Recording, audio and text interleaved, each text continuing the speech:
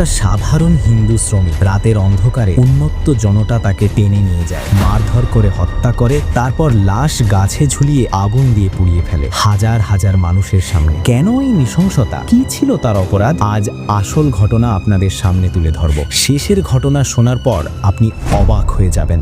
18ই December 2025 রাত 9টার দিকে ময়মনসিংহের ভালুকা উপজেলার স্কোয়ার মাস্টার বাড়ি ডুবলিয়াপাড়া।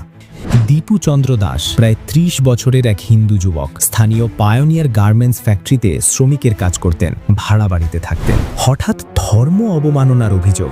বলা হয় তিনি নবীজি সম্পর্কে নাকি কটূক্তি করেছেন, কিন্তু কোনো প্রমাণ ছাড়াই উন্মত্ত জনতা তাকে ধরে নেয় এবং নির্মম মারধর, যতক্ষণ না তার নিঃশ্বাস বন্ধ হয়। তারপর আরও ভয়ঙ্কর, মৃতদেহকে গাছে বেঁধে রাস্তায় নিয়ে আগুন ধরিয়ে দেওয়া হয়। হাইওয়ে বন্ধ হয়ে যায় আতঙ্কে। পুলিশ পরে এসে পরিস্থিতি নিয়ন্ত্রণ করে, লাশ উদ্ধার করে ময়মনসিংহ মেডিকেল কলেজ হাসপাতালে পাঠায় ময়না তদন্তের জন্য।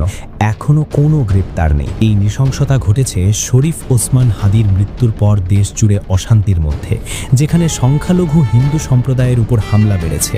একটা অভিযোগই যথেষ্ট একটা জীবন কেড়ে নিতে।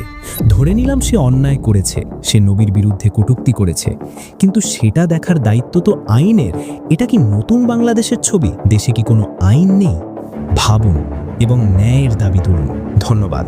দেখা হবে পরের ভিডিওতে।